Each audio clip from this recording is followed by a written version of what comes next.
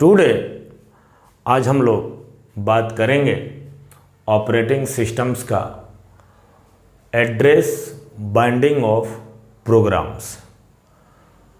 आपको मैं पहले यह बताते चलूं कि program and process. Programs are always reside in a secondary memory, means हम डिस्क की बात कर रहे हैं। प्रोग्राम आपका ऑलवेज जो सेव आप लोग करते हैं वह ऑलवेज सेव होता है हमारे सिस्टम्स का डिस्क में, मीन्स सेकेंडरी मेमोरी में। प्रोग्राम एक पैसिव एंटिटी है। यदि यह पैसिव एंटिटी है मीन्स इस प्रोग्राम को रिसोर्स की ज़रूरत नहीं होती। आप जैसा जानते हैं कि process are directly interconnect with a main memory. यदि आप उस प्रोग्राम्स को यदि आप रन कराना चाहते हैं तो वह प्रोग्राम सर्वप्रथम पहले वह हमारे मेन मेमोरी में आता है। जब वह प्रोग्राम मेन मेमोरी में आता है तो वह प्रोग्राम ना होकर वह प्रोसेस के रूप में आता है, क्योंकि process are always store in a main memory. और प्रोसेस क्या होता है? आपका प्रोग्राम का एग्जीक्यूटेबल यूनिट होती है। प्रोसेस एक एक्टिव एंटिटी है। यदि यह एक्टिव एंटिटी है मीन्स दैट इस प्रोसेस को आपको रिसोर्स की ज़रूरत होगी। प्रोसेस है विदाउट रिसोर्स एग्जीक्यूट नहीं होगा। अब बात यह आती है कि जब आप किसी प्रोग्राम को आप लिखते हो, जैसे मान लीजिए कि मैंने 2 नंबर को ऐड करने का प्रोग्राम्स आपके सामने मैंने लिखा कि hash include studio.h, hash include conio.h, void means int a, b, sum equal to a plus b, return sum. यदि आप इसको .c करते हैं, प्रोग्राम का नाम के साथ .c से सेव करते हैं तो यह programs are always stored in a disk. यदि आपने प्रोग्राम्स लिखा है तो उस प्रोग्राम्स में नंबर ऑफ इंस्ट्रक्शंस होंगे, क्योंकि आप जैसा जानते हैं कि program is a set of instructions along with data. यदि आप प्रोग्राम्स को एग्जीक्यूटेबल फाइल्स में कन्वर्ट करते हैं तो एग्जीक्यूटेबल फाइल्स में कन्वर्ट करने के लिए प्रिय दोस्तों कुछ हमारे पास स्टेप्स होते हैं। उस स्टेप से हमारा हाई लेवल लैंग्वेज को पास करना पड़ता है और वह हाई लेवल लैंग्वेज पास होने के बाद हमारे पास मेमोरी में स्टोर होती है प्रोग्राम से। जब आप उसको हाई लेवल लैंग्वेज को आप सेव करते हैं तो आप जैसा जानते हैं कि प्रोग्राम्स आपका हाई लेवल लैंग्वेज में सेव नहीं होता है। प्रोग्राम जब भी सेव होता है तो बाइनरी एग्जीक्यूटेबल फाइल में सेव होता है, हमारे डिस्क में बाइनरी फॉर्मेट में सेव होता है। तो जब आप प्रोग्राम्स को आप पास कराते हैं अपने सोर्स प्रोग्राम्स को, तो मैं एक डायग्राम्स बना रहा हूँ। उस डायग्राम्स के थ्रू हम लोग देखते हैं कि हमारा कंपाइलर्स कब यह डिसाइड करता है कि इस प्रोग्राम्स को किस समय पे मेमोरी में हमें इसको लोकेशंस देना है, या कंपाइल टाइम्स पर देना है, या लोड टाइम पर देना है, या रन टाइम पे देना है। आप लोग के दिमाग में यह बात चल रही होगी कि एक्चुअली बाइंडिंग क्या होती है। बाइंडिंग मैं आपको अभी कुछ शब्दों में बताना चाह रहा हूँ, फिर मैं आगे इसका डिटेल में एलोबरेट करूँगा इसी वीडियो में। बाइंडिंग का मतलब होता है कि यदि यह प्रोग्राम्स है दोस्त तो program set of instructions along with data होता है। तो उस इंस्ट्रक्शंस को हमारे मेन मेमोरी के किस एड्रेस पर ला के रखा जाए। आप पहले बात को सुनिए। यदि यह प्रोग्राम्स है तो प्रोग्राम्स में सेट ऑफ इंस्ट्रक्शंस है तो एक सिंगल इंस्ट्रक्शंस को हमारे मेन मेमोरी में किस लोकेशंस पर रखा जाए, एड्रेस पे रखा जाए, और इनके बीच में मैपिंग जब होती है, इसी मैपिंग को ही बोलते हैं बाइंडिंग। यह बाइंडिंग डिसाइड करती है कि हम बाइंडिंग जो है कंपाइल टाइम पर करें या रन टाइम पर करें या लोड टाइम पर करें। तो पहले इस compile time, load time, run times का पोजीशंस क्या होता है, उस पोजीशंस को हम लोग अपने लैंग्वेज को देख लें कि लैंग्वेज किस तरह हमारे पास होती है और हमारे पास होने के बाद हमारे मेमोरी में जाकर स्टोर होती है। यदि आपके पास सोर्स प्रोग्राम है तो सोर्स प्रोग्राम पहले आपका पास होता है कंपाइलर, आपका सोर्स प्रोग्राम आपका पास होगा कंपाइलर, या मैं आपको बता दूं असेंबलर, कंपाइलर या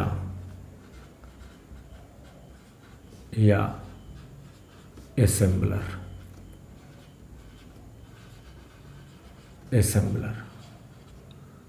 जब कंपाइलर और असेंबलर के बाद जब इसका जब आउटपुट आता है, उस ऑब्जेक्ट को आउटपुट को बोला जाता है object module.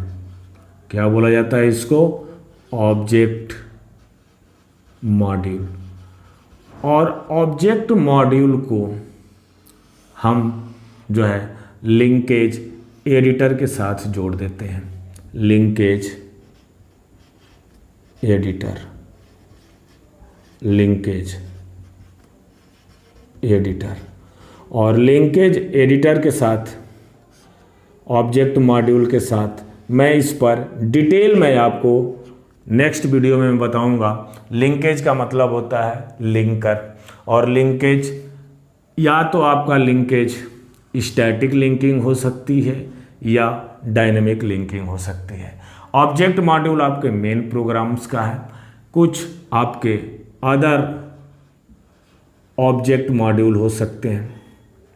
Other object module इसको लिंक करता है ऑब्जेक्ट मॉड्यूल। अब यह लिंकिंग आपका स्टैटिक लिंकिंग भी हो सकती है, डायनेमिक लिंकिंग भी हो सकती है। लिंकेज एडिटर का आउटपुट जो बाहर आता है मैं उसको बोलता हूँ लोड मॉड्यूल, लोड मॉड्यूल। और यह लोड मॉड्यूल आपका जो होता है जाता है लोडर के पास, लोडर के पास। और लोडर भी आपके पास दो तरह का होता है, स्टैटिक लोडर या डायनेमिक लोडर। ये भी आपका कमिंग वीडियो में मैं इसको डिटेल बताएंगे कि क्या होता है, इसका एडवांटेज क्या है और डिसएडवांटेज क्या है।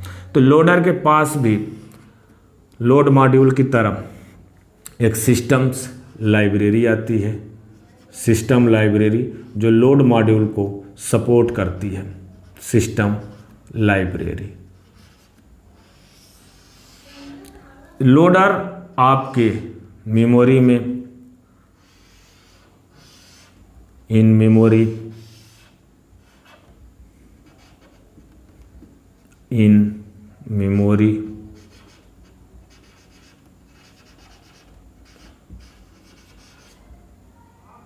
बाइनरी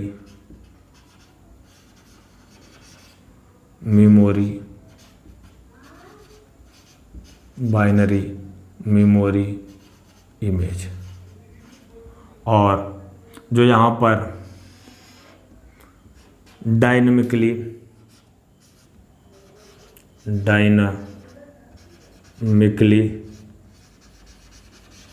सिस्टम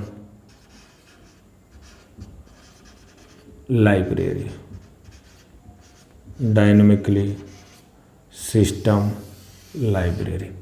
और जो इनके बीच में लिंकिंग होती है उस लिंकिंग को मैं बोलता हूँ डायनेमिक लिंकिंग, डायनेमिक लिंकिंग।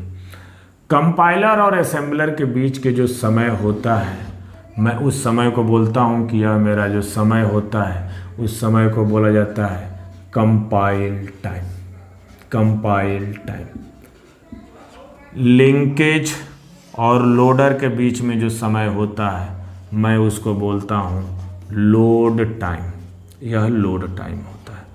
और binary image binary memory image के बीच का जो समय होता है मैं उसको बोलता हूँ एग्जीक्यूशंस टाइम, या आप इसको बोल सकते हैं रन टाइम। आप इसको बोल सकते हैं रन टाइम।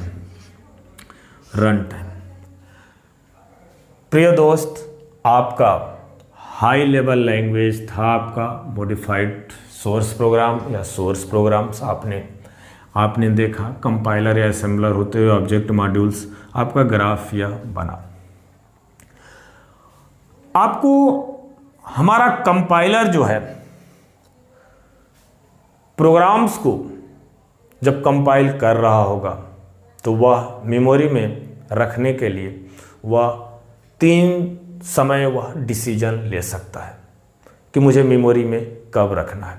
या तो वह डिसीजन लेगा कंपाइल टाइम पे, इस पोजीशंस पर यदि वह डिसीजंस ले रहा है कि मुझे मेमोरी में किस लोकेशंस पर अपने इंस्ट्रक्शंस या प्रोसेस को रखना है, तो मैं उस डिसीजंस को बोलूँगा कंपाइल टाइम। यदि वह डिसीजंस लेता है लिंकेज एडिटर और लोडर के बीच में आकर, यह कब लेगा मैं इसका रीजंस भी मैं बताऊंगा कि वह लोड टाइम पर डिसीजंस कब लेता है। यदि वह लोड टाइम पर डिसीजंस नहीं ले पाता है तो फाइनली वह डिसीजंस लेता है कि एग्जीक्यूशंस टाइम या रन टाइम। तो मैं बोल सकता हूँ address binding in the programs हमारी 3 तरह की होती है। बाइंडिंग कब हो सकती है, या तो कंपाइल टाइम या लोड टाइम या एग्जीक्यूशंस टाइम। तो मैं लिख सकता हूँ बाइंडिंग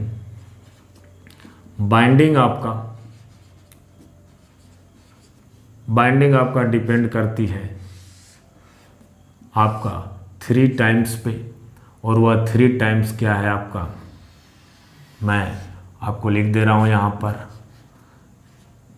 कंपाइल टाइम,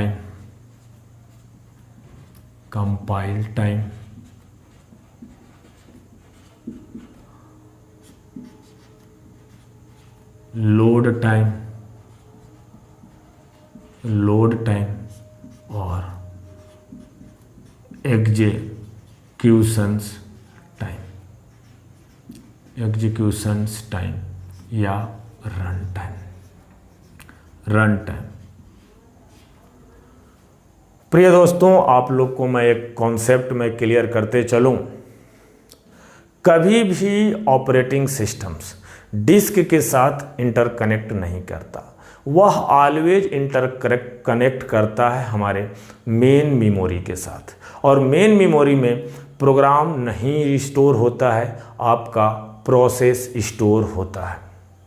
यदि प्रोसेस है तो आप जैसा जानते हैं कि वह एक्टिव एंटिटी है और उसको रिसोर्स की ज़रूरत है, मैं आपको ऑलरेडी बता चुका हूँ।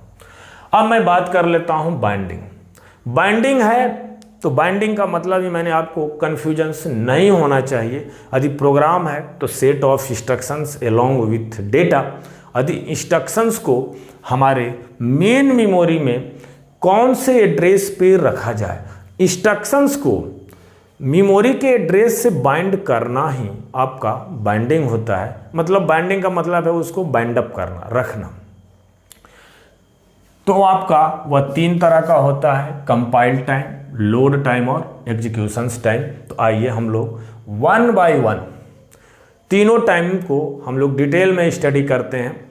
और मैं आपको जैसा बताया हूँ कि लिंकर या लिंकेज एडिटर यानी लिंकर्स 2 तरह का होता है, स्टैटिक लिंकिंग और डायनेमिक लिंकिंग। जिस तरह लोडर्स, स्टैटिक्स लोडर और डायनेमिक्स लोडर्स, इसका मैं कमिंग नेक्स्ट वीडियो में डिटेल बनाऊंगा, आपको डिटेल उस पर समझाऊंगा जिससे आपका बेटर कॉन्सेप्ट क्लियर होगा। अभी मैं बात करूंगा यहाँ पर कंपाइल टाइम्स। पहली बात सर, आप लोग चीज़ों को समझें। कंपाइल टाइम्स का मतलब कि यदि हमारा कंपाइलर्स जब कोड को कंपाइल कर रहा होगा और मेमोरी में वह इस वक्त सोचा होगा कि नहीं, मुझे कंपाइल टाइम पर ही मुझे अपने मेमोरी में प्रोग्राम्स को रिसाइड करना है। मतलब प्रोसेस, यदि मैं प्रोसेस बोल रहा हूँ तो आपके दिमाग में यह बात आ जानी चाहिए कि मैं मेन मेमोरी की बात कर रहा हूँ। प्रोग्राम मैं यदि बोल रहा हूँ तो प्रोग्राम आपका डिस्क में होता है, मैं उसकी बात नहीं कर रहा हूँ, मैं यहाँ पर डायरेक्टली मैं आपकी प्रोसेस की बात कर रहा हूँ। यदि हमारा कंपाइलर्स कंपाइल टाइम पर यह डिसीजंस लेता है कि नहीं मुझे इस समय अपने मेन मेमोरी में इस प्रोसेस को रिसाइड करना है, रखना है, जब वह कोड जनरेट कर रहा होगा तो उस कोड को बोला जाता है एब्सोल्यूट कोड। फिर से मैं रिपीट कर रहा हूं, जब हमारा कंपाइलर्स कंपाइल टाइम पर यह डिसीजंस लेगा कि नहीं मुझे अपने प्रोसेस को मेमोरी में रिसाइड करना है, मेमोरी में रिसाइड करने का मतलब मेमोरी में मुझे रखना है, उस इंस्ट्रक्शंस को मुझे मेमोरी के एड्रेस पर बाइंड अप करना है, यदि वह उस वक्त डिसीजन ले रहा होगा कंपाइल्स टाइम के समय। कंपाइल टाइम्स का मतलब दोस्त, मतलब वह कंपाइलर और असेंबलर वाले फेज से गुजर के बाहर आया, उस वक्त वह अपना डिसीजन लेता है। तो उस वक्त जब वह कोड जनरेट करेगा तो उस कोड को बोला जाता है एब्सोल्यूट कोड। अब बात आती है, इस एब्सोल्यूट कोड में एक बात मैं आपसे बता दूं, वह अपने मेन मेमोरी में एक स्टार्टिंग एड्रेस जो है वह फिक्स करता है। वह स्टार्टिंग एड्रेस कुछ भी हो सकता है, 10, 20, 50 चाहे आर। यदि वह अपने मेन मेमोरी में एक स्टार्टिंग लोकेशंस, यदि वह आर यदि उसने फिक्स किया हुआ है rth लोकेशंस पे, तो वह rth लोकेशन से वह कंटिन्यूअस वह अपने मेन मेमोरी में एब्सोल्यूट कोड को रखता हुआ चला जाएगा। एक बात याद रखिएगा, यदि उसको इतनी मेमोरी स्पेस होनी चाहिए कि उस प्रोग्राम को रिसाइड करते हुए आपको एनी प्रोसेस आपका उसकी कंटिन्यूअस टाइम में नहीं आना चाहिए। यदि इसीलिए मैंने आपसे पहले ही बोला कि वह पहले अपने मेन मेमोरी में यदि वह कंपाइल टाइम पर स्टोर कर रहा है, जिस भी लोकेशंस पर, यदि rth लोकेशंस पर स्टोर कर रहा है, तो वह अपना एक स्टार्टिंग लोकेशंस फिक्स करता है। वह स्टार्टिंग लोकेशन से वह कंटिन्यूअस वह अपना स्टोर करता, वह कंटिन्यूअस एक्सटेंड करता चला जाता है। अब आपके दिमाग में यह बात चल रही होगी कि यदि मैंने, आप इसका या मान लीजिए कि इसका ड्रॉबैक भी समझ लीजिए कि यदि आपने ये पूछा कि नहीं यदि हमारा स्टार्टिंग लोकेशंस ही मैं चेंज कर दूं तो, प्रिय दोस्त, यदि आपने स्टार्टिंग लोकेशन से इफ कंपाइल टाइम पे आपने यदि चेंज किया है तो एक बात को आप समझ लीजिए कि आपने जो पहला जो एब्सोल्यूट कोड आपने रखा था वह गलत हो गया है।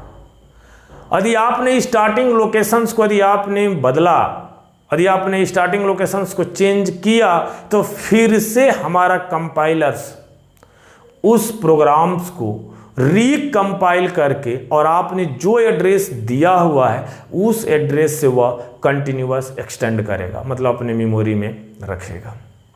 इसका डिसएडवांटेज है।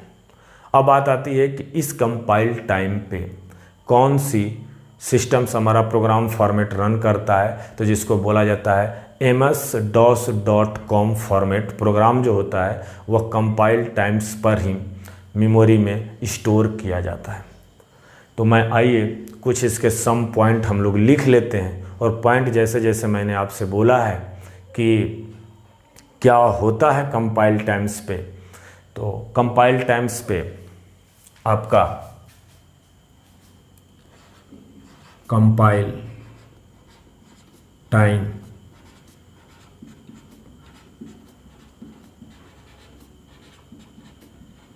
मैंने आपसे बोला था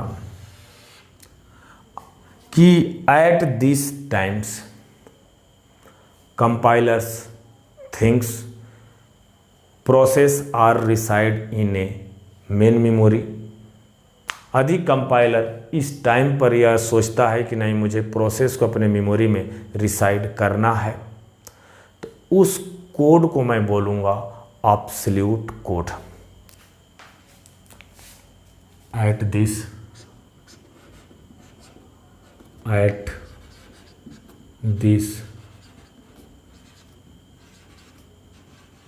कंपाइलर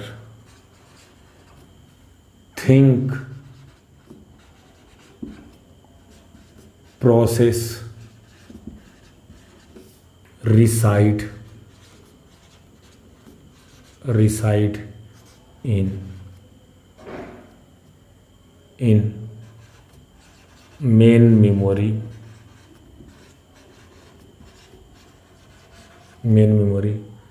आप एट दिस टाइम्स कर सकते हैं, at this time, at this time आप कर सकते हैं। At this time compiler things process are reside in main memory, then compiler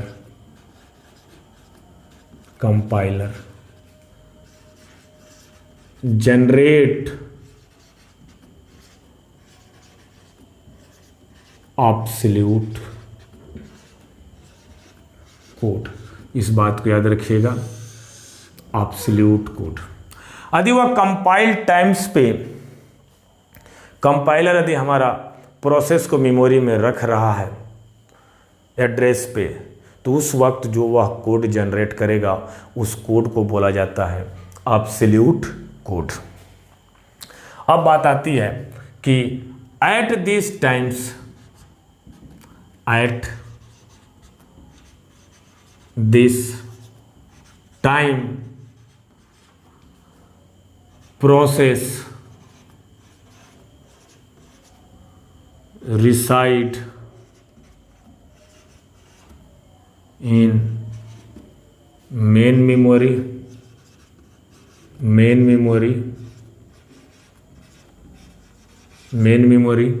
at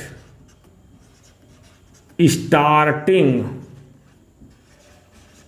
locations if are then continuously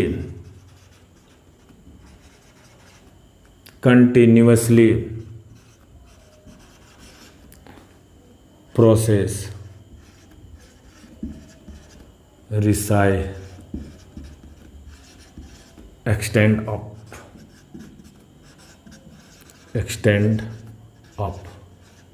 मैं इस स्टेटमेंट को मैं आपको डिटेल में मैं समझा दूं कि यदि आपका स्टार्टिंग लोकेशंस आर है यह आर है, यदि आपका यह स्टार्टिंग लोकेशंस है, या आपका स्टार्टिंग लोकेशंस है, स्टार्टिंग लोकेशंस, यदि मैंने आपको बोला है या स्टार्टिंग लोकेशंस आर, तो इस आर से हमारा एब्सोल्यूट कोड जनरेट होता जाएगा और आपका जहाँ तक हमारा प्रोग्राम का एब्सोल्यूट कोड होगा वहाँ तक वह कंटिन्यूअस स्टोर होगा, कंटिन्यूअस स्टोर, कंटिन्यूअसली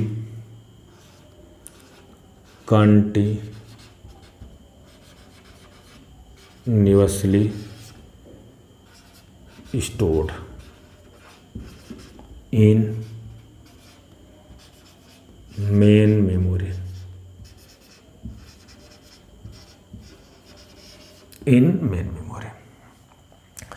अब बात आती है इसका कि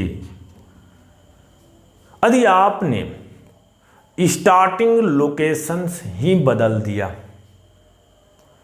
तो फिर से मैं आपसे बोल रहा हूं, यह कंपाइल टाइम्स का डिसएडवांटेज है।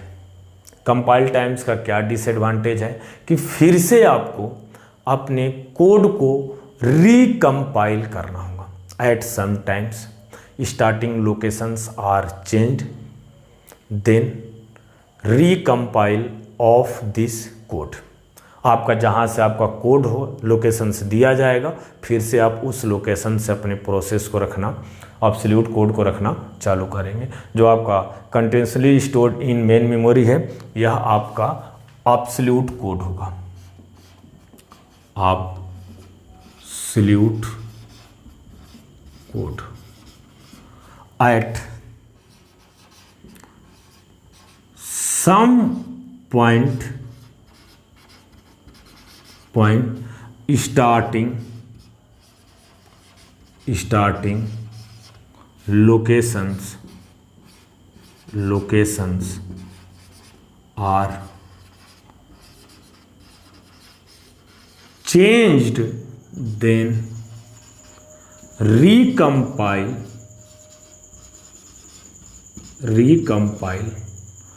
on your code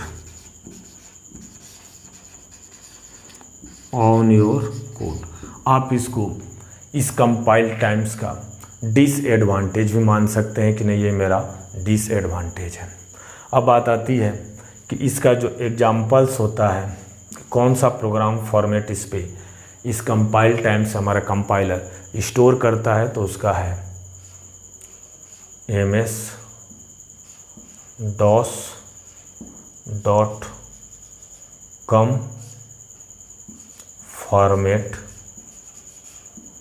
प्रोग्राम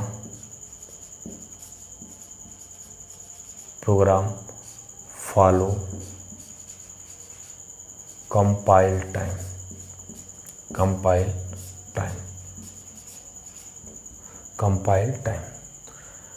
बात करेंगे नेक्स्ट टाइमिंग बाइंडिंग का।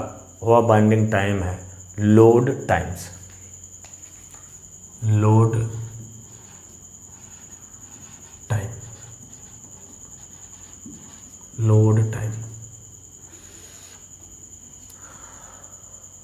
अब आप लोग सोच रहे होंगे कि यह लोड टाइम्स कब आता है और क्यों आता है।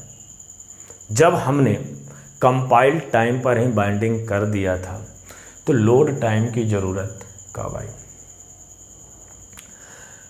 कंपाइलर्स यदि वह कंपाइल टाइम पे वो बाइंडिंग नहीं कर पाया, बाय द वे वह भूल गया या कुछ एप्रोप्रिएट कमी रही होगी,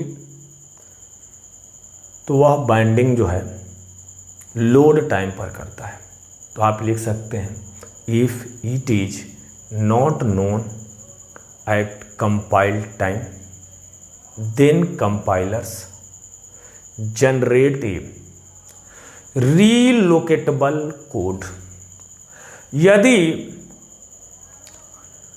कंपाइलर्स जो है अपने प्रोग्राम्स को कंपाइल टाइम पर बाइंडिंग नहीं कर पाता है तो वह अपने प्रोसेस को मेन मेमोरी में वह लोड टाइम पर भी बाइंडिंग कर सकता है। तो आपके दिमाग में यह बात याद होनी चाहिए, कंपाइल टाइम पर जो बाइंडिंग होती है उस वक्त जो कोड जनरेट होता है उस कोड को बोला जाता है absolute code.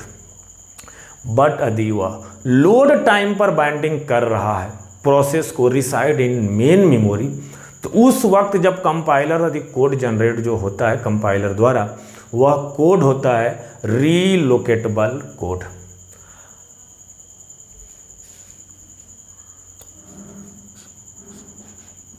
At this time compiler not known at compile time process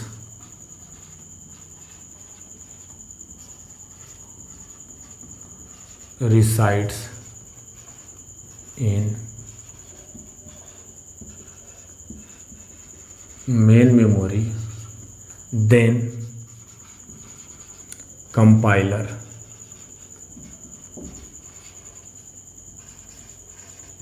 generate relocatable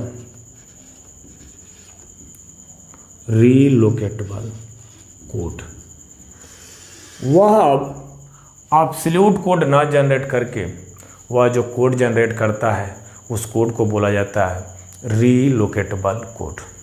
अब दूसर की लाइन क्या लिख सकते हैं, final binding at this times final bindings are delay until the load times. आप क्या करेंगे, अपने बाइंडिंग को रोकेंगे और जब आप लोड टाइम पर आएंगे देन आप बाइंडिंग करेंगे।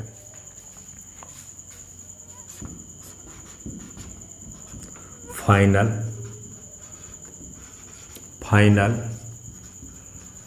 Binding delay until load time. Final binding को आप डिले करेंगे लोड टाइम तक। यहाँ पर भी आपको लोड टाइम में भी स्टार्टिंग लोकेशंस होता है। Starting locations at this times process are reside in a main memory in starting locations are then process are continuously stored in main memory extend up at these times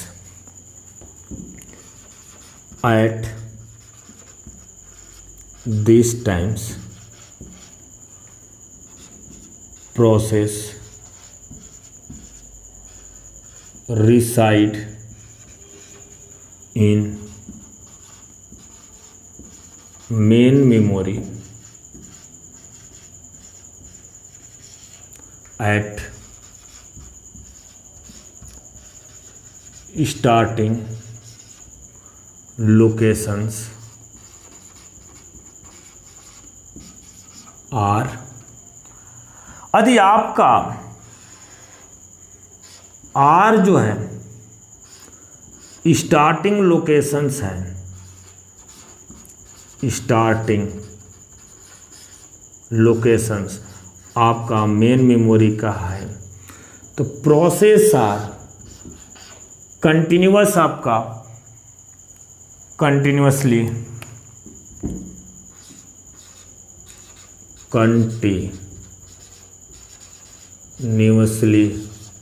extend up और जो यहाँ पर जो code होता है उस code को बोला जाता है relocatable code. Relocatable code. Same problems आपकी कंपाइल टाइम की ही तरह लोड टाइम में भी आता है। यदि at some point of times starting locations are changed then compilers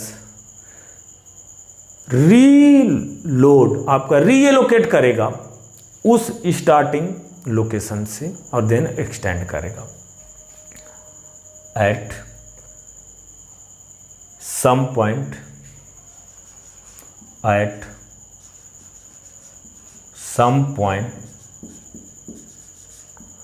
starting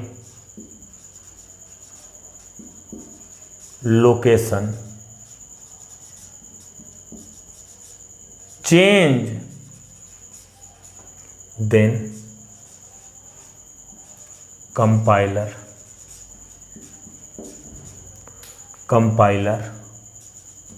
reallocate these locations and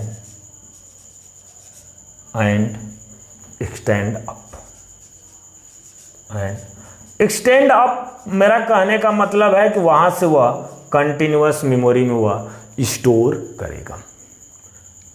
next times executions times. Binding का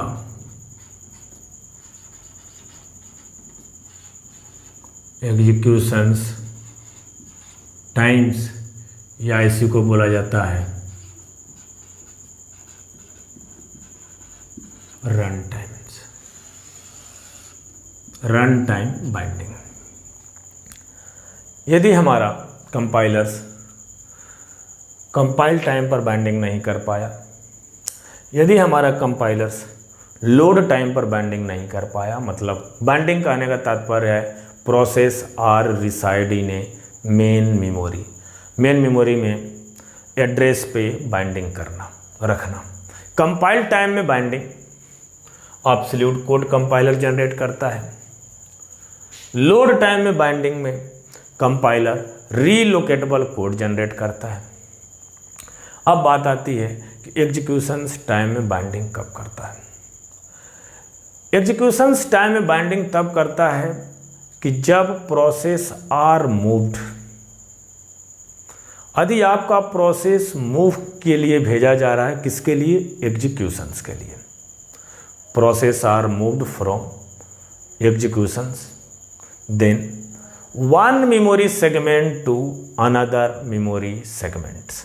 यानी कहने का तात्पर्य यह है कि जब हमारा प्रोसेस एग्जीक्यूशंस के समय जब मूवमेंट कर रहा है, उस वक्त जब बाइंडिंग हम करते हैं, जब हम लोकेशंस देते हैं, तो उस बाइंडिंग को हम बोलते हैं रन टाइम बाइंडिंग। तो आपसे मैं क्या बोला? Process are moved from executions at one memory segment to a another memory segments, then binding are delay until the run times।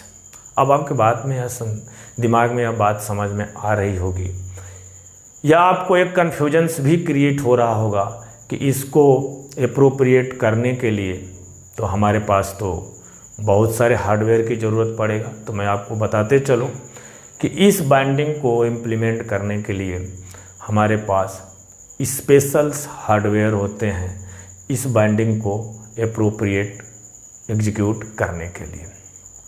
और एक बात ये भी मैं बता दूं कि मोस्ट जनरल पर्पज जो ऑपरेटिंग सिस्टम्स आजकल के जो आ रहे हैं, वह बाइंडिंग जो है वो आपका रन टाइम बाइंडिंग करते हैं। जो हमारा ऑपरेटिंग सिस्टम्स है, विंडोज़ है, या जो बाइंडिंग करता है, या बाइंडिंग हमारा रन टाइम बाइंडिंग करता है। At this times, at this time process are moved for executions at one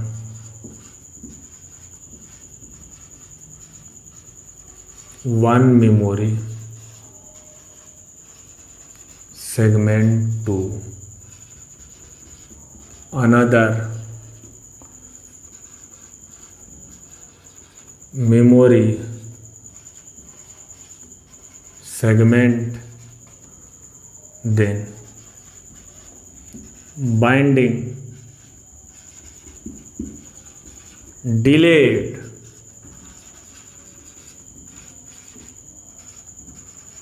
until run time. और this binding are successfully implemented at specials hardware.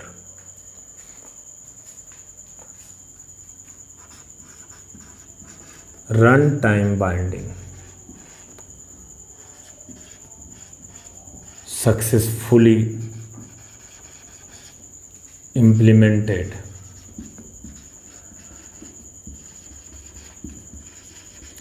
with the help of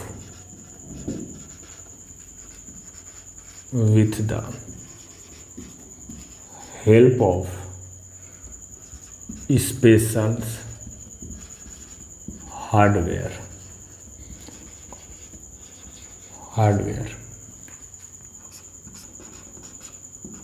Most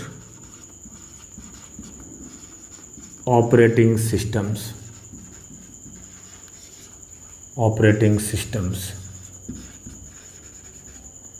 support